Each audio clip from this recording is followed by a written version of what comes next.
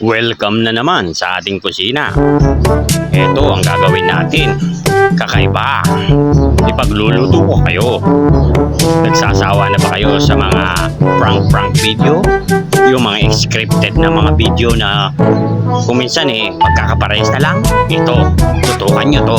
Tuturuan ko kayo kung paano magluto ng itong pinakamahirap lutuin na recipe sa buong mundo. Ipapakita ko kung paano ang sekreto ng pagluto nito.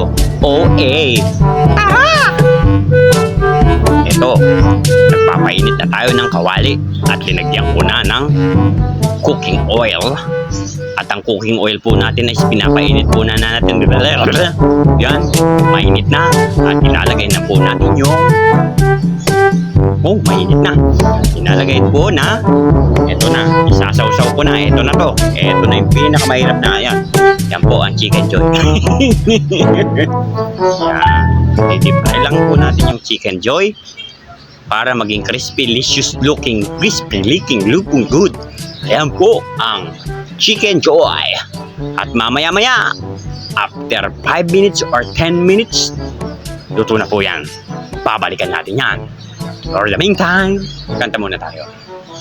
La la li la la, la la li la la la la, la la li la la, la la li la la la la. Yan, lagay lang ng lagay. Dapat todo nasa 254 Celsius Fahrenheit ang ating apoy para